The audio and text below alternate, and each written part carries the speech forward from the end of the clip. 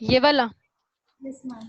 ठीक है, देखो destination based tax on consumption of goods and services, इसका क्या मतलब है कि डेस्टिनेशन बेस्ड यानी जो जीएसटी है वो डेस्टिनेशन बेस्ड कंजप्शन टैक्स है। इसका क्या मतलब है कि जिस स्टेट में वो कंज्यूम किया जाएगा उसी स्टेट में टैक्स चार्ज होगा। जो मैंने आपको एग्जांपल दिया था, दिल्ली से अगर आप आइटम राजस्थान सेल कर रहे हो तो वो जो टैक्स का जो शेयर है वो दिल्ली की गवर्नमेंट को नहीं जाएगा, राजस्थान की गवर्नमेंट को जाएगा। क्यों? क्योंकि वहां पर कंज्यूम किया जा रहा है। तो जहां पर कंज्यूम किया जाएगा वहीं पर वो पर्टिकुलर जो टैक्स है चार्ज होगा। समझ आया अब? मैम नहीं। देखो सिंपल लैंग्वेज में हम समझते हैं कि देखो दो चीजें होती हैं, एक होता है मैन्युफैक्चरिंग और एक होता है कंजप्शन, यानी कि आइटम आपने सेल किया, और एक होता है कंज्यूम किया। कंज्यूम कौन करता है? कस्टमर करता है। ठीक है, तो जिस पर्टिकुलर स्टेट का वो कस्टमर होगा वहीं पर टैक्स चार्ज होगा, वहीं पर जीएसटी चार्ज होगा। मतलब उसी गवर्नमेंट को, यानी जो पर्टिकुलर स्टेट होगा ना उसकी गवर्नमेंट को ही शेयर जाएगा। किसी और जो दूसरी, ये मैटर नहीं करता कि कहाँ से बन के आया वो आइटम, जहां पर कंज्यूम किया जा रहा है वहीं पर टैक्स चार्ज होगा, उसी के गवर्नमेंट को शेयर मिलेगा। समझ आया? Yes ma'am. नेक्स्ट है one nation one tax one market, यानी कि ये क्या है, पहले मल्टीपल टैक्सेस होते थे, वैट भी था, सीएसटी भी था, एलएसटी भी था, सर्विस टैक्स भी था, बट अब उन सबको हटा के सिर्फ एक टैक्स आया गया है। तो इसलिए ये एक टैक्स है, एक नेशन यानी एक ही पर्टिकुलर जो आपकी कंट्री है वो है, और एक ही मार्केट है। एक तरह से टैगलाइन थी कि एक टैक्स हो जाए ताकि सारी चीजें क्या हो जाए, एक तरह से बिल्कुल लीनियंट वे में आ जाए। ठीक है, अब नेक्स्ट है न्यू टर्मिनोलॉजी अंडर जीएसटी, यानी जीएसटी के अंदर कुछ चेंजेस किए गए, कुछ मतलब जो वर्ड्स थे उनके अंदर। पहले देखो परचेजर को क्या मतलब, जो पर्सन आइटम परचेज करते थे उसको परचेजर बोला जाता था, बट जीएसटी के अंदर उसको रेसिपिएंट बोला जाता है। इस ये जो मैंने यहाँ पे जो टेबल बनी हुई है इसको नोट डाउन कर लो, न्यू टर्मिनोलॉजी अंडर जीएसटी, ये लिख के ऊपर। पहले जो आइटम खरीदता था उसको हम परचेजर बोलते थे, बट जीएसटी के अंदर उसको रेसिपिएंट बोला जाता था, बोला जाता है। पहले सेलर होता था, जो आइटम बेचेगा वो सेलर, बट अब वो सप्लायर हो गया, कि जिस पर्टिकुलर पर्सन ने आपको सेल किया है वो सप्लायर है। पहले जो आप परचेज करते थे, जो भी आइटम मैंने खरीदा उसको हम क्या बोलते हैं? परचेज, लेकिन जीएसटी के अंदर उसको इनवर्ट बोलते हैं, इनवर्ट सप्लाई। और जो आप सेल करते हो उसको हम जो भी आइटम आपने सेल किया उसको हम सेल बोलते थे, मतलब अभी भी बोलते हैं, बट जीएसटी के अंदर अगर आप इनके रिटर्न्स वगैरह देखोगे तो इन वर्ड्स से नाम आता है, तो उसको मैम हम आउटवर्ड सप्लाई बोलते हैं। हाँ जी। मैम जो ये फर्स्ट पॉइंट है इसका मतलब ये है ना कि जो इसमें है जीएसटी 1954 में इम्प्लीमेंट हो गया था। 1954 में इम्प्लीमेंट हुआ था, लेकिन फ्रांस जो थी पहली कंट्री जिसने इसको इम्प्लीमेंट किया था 1954 में। और मैम जो इंडिया है उन्होंने 2017 में किया था 1 जुलाई को। हाँ, और इंडिया जो थी वो 166 कंट्री है ओके। जिसने अडॉप्ट किया है। Okay ma'am. ठीक है, नेक्स्ट है आपका, जो परचेजर होते हैं उन्हें रेसिपिएंट बोला जाता है, जो सेलर है उन्हें सप्लायर बोला जाता है, जो परचेज करते हैं वो इनवर्ट सप्लाई के अंदर आता है, जो सेल करते हैं वो आउटवर्ड सप्लाई के अंदर आता है। पहले सेनवर्ट क्रेडिट होता था और अब उसको इनपुट टैक्स क्रेडिट के नाम से जाना जाता है। ठीक है, ये कुछ टर्म्स हैं, न्यू मेथड टर्मिनोलॉजी है, इसको एक बार लिख लो।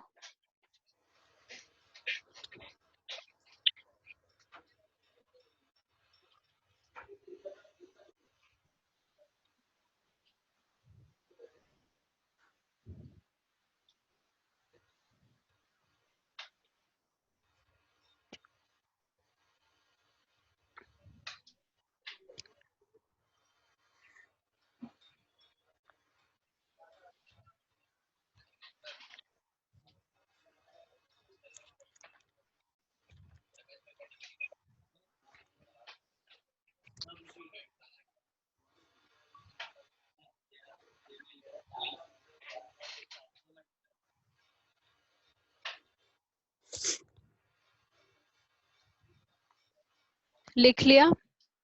मैम नहीं। ठीक है, लिख लो।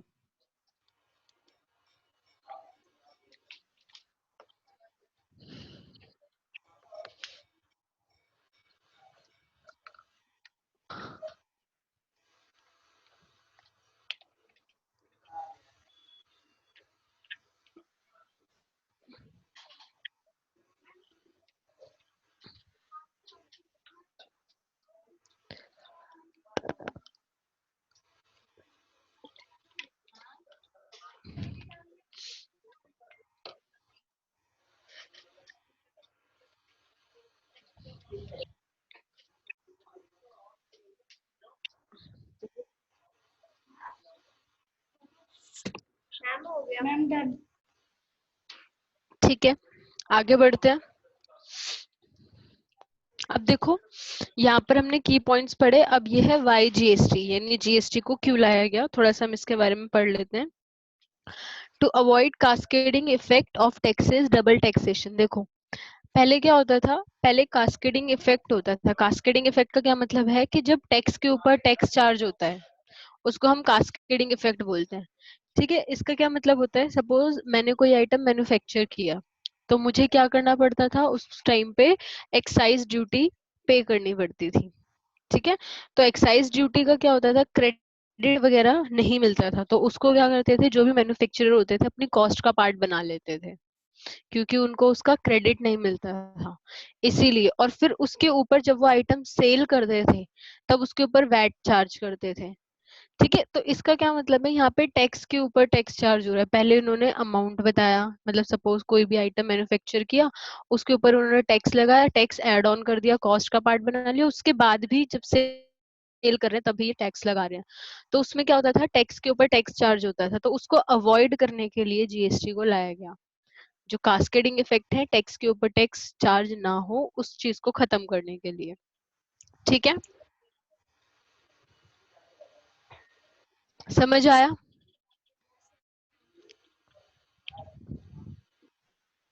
नेक्स्ट है to avoid multiple acts and department. पहले क्या था, वैट के टाइम पे, जैसे मैंने आपको बताया, वैट होता था, एलएसटी, सीएसटी, ये सारी चीजें होती थी, तो उसमें क्या थे, उनके मल्टीपल एक्ट्स और मल्टीपल डिपार्टमेंट होते थे। यानी कि जैसे एलएसटी है तो उसका अलग से एक्ट बना होता था और डिपार्टमेंट भी अलग होता था। ठीक है, वैट है तो उसका अलग से डिपार्टमेंट और अलग से एक्ट, एक्साइज ड्यूटी है तो उसका अलग से डिपार्टमेंट और अलग से एक्ट। तो बहुत ही ज्यादा कॉम्प्लेक्स थी चीजें, तो उसी जो मल्टीपल एक्ट और डिपार्टमेंट है उनको अवॉइड करने के लिए जीएसटी लाया गया। नेक्स्ट है to avoid act wise different valuation method. देखो अभी क्या है, अभी हमें 5 स्लैब पता है। ठीक है, कौन कौन सी, 0, 5, 12, 18, 28 की, इसी पर ही टैक्स चार्ज होना है। बट पहले नहीं था ऐसा वैट के टाइम पे। पहले जितने आपके मेथड्स थे, मतलब जितने आपके टैक्स थे, उनके अलग अलग कैलकुलेशन के मेथड थे और अलग अलग स्टेट में। तो जो कैलकुलेशन या वैल्यूएशन के जो मेथड होते हैं, उनको भी खत्म करने के लिए जीएसटी को लाया गया। नेक्स्ट है टू अवॉइड मैम डिफरेंट। हाँ जी। मैम कास्केडिंग इफेक्ट का मतलब क्या होता है? कास्केडिंग इफेक्ट का मतलब होता है जब टैक्स के ऊपर टैक्स चार्ज होता है। टैक्स के ऊपर टैक्स चार्ज का क्या मतलब है, जैसे कि देखो, एक एग्जांपल लेके चलते हैं, यहाँ पे मैं आपको बता देती हूँ। जैसे कि यहाँ पे मैंने कोई आइटम बनाया, मैंने एक पेन बनाया। ठीक है, पेन मैंने मैन्युफैक्चर किया, कितने रुपए का, और वो पड़ा मुझे 6 रुपए का। ठीक है, अब 6 रुपीज पे क्या चार्ज होता था, जब भी कोई भी आइटम मैन्युफैक्चर करते थे तो मैन्युफैक्चरर को एक्साइज ड्यूटी पे करनी पड़ती थी। ठीक है, और इसका भी परसेंटेज होता था कुछ। ठीक है, अब इस 6 रुपीज पे क्या उन्होंने एक्साइज ड्यूटी पे करी, मैंने सपोज 2 रुपीज। तो इस एक्साइज ड्यूटी का क्या होता था, ये गवर्नमेंट को देना होता था। ठीक है, तो अब इस एक्साइज ड्यूटी जो 2 रुपीज इन्होंने पे किए, इसका क्रेडिट नहीं मिलता था। क्रेडिट मिलने का क्या मतलब है कि बाद में गवर्नमेंट ने ये नहीं बोला हुआ था कि ये एडजस्ट कर लेना कहीं पर। ठीक है, तो इसीलिए जो मैन्युफैक्चरर होते थे वो पेन को पता है क्या कहते थे, कहते थे कि पेन की कॉस्ट मेरी 6 रुपए नहीं है, कितने रुपए है, 8 रुपए है। क्यों है 8 रुपए, क्योंकि 6 रुपए तो मैंने उसको बनाने में लगाया है, प्लस 2 रुपए टैक्स भी दिया है। टैक्स मैंने पे किया है, तो इसको मैं क्या करूंगा, कस्टमर से ही कलेक्ट करूंगा, मैं अपनी पॉकेट से क्यों पे करूं। तो पेन की कॉस्ट हो गई 8 रुपीज। अब जब वो सेल करेगा तो उस टाइम वैट चार्ज होता था, ठीक है, और वैट का मैंने बताया, चलो वैट भी हुआ 2 रुपीज चार्ज, ठीक है। तो अब ये जो पेन हुआ ये कितने का सेल होगा, ये 10 रुपीज का, ठीक है। अब 10 का भी नहीं होगा, इसमें थोड़ा सा प्रॉफिट भी ऐड ऑन होगा, जो भी प्रॉफिट है उनका वो भी ऐड ऑन करेंगे।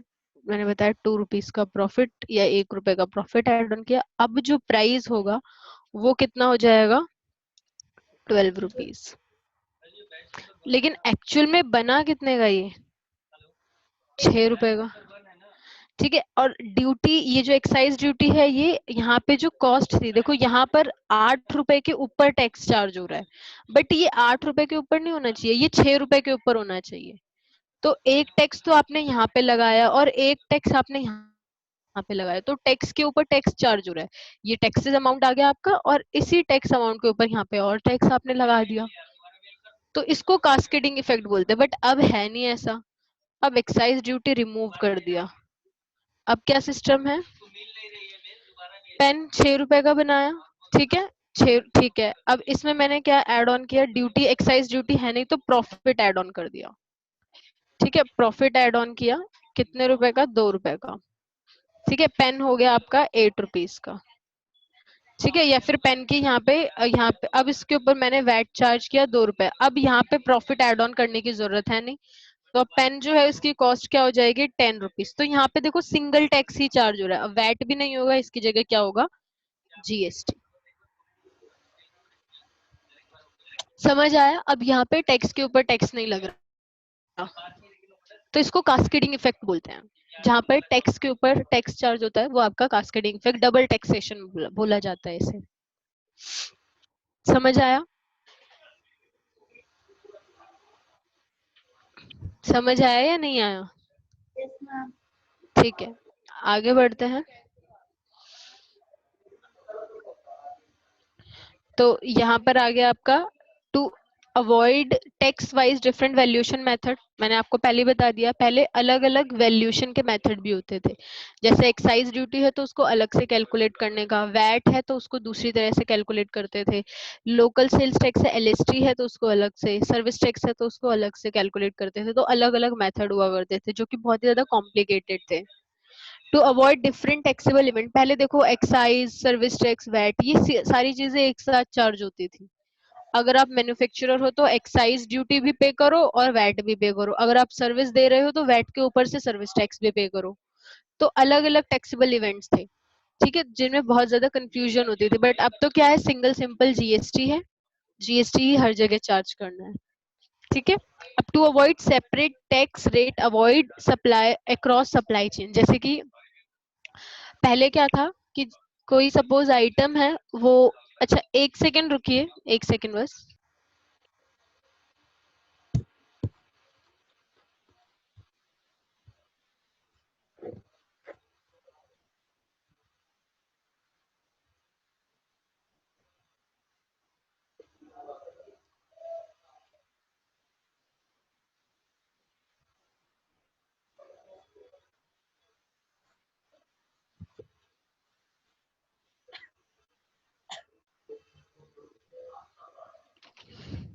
ठीक है, तो यहाँ पर आपका है कि अवॉइड डिफरेंट टैक्सेबल, हाँ, separate tax rate across supply chain, यानी जो आपकी सप्लाई चेन होती है, सप्लाई चेन जैसे मैन्युफैक्चरर, फिर होलसेलर आता है, फिर रिटेलर आता है, फिर कस्टमर आता है, तो इनके बीच में अलग अलग, अभी क्या है, 5 आपके टैक्स रेट हैं जीएसटी के अंदर। बट पहले क्या होता था, मैन्युफैक्चरर कुछ और टैक्स लगा रहा है अपने अकॉर्डिंग, ठीक है, और होलसेलर कुछ और लगा रहा है, और रिटेलर कुछ और लगा रहा है, तो अलग अलग टैक्स रेट होते थे जो कि डिफाइन होते थे।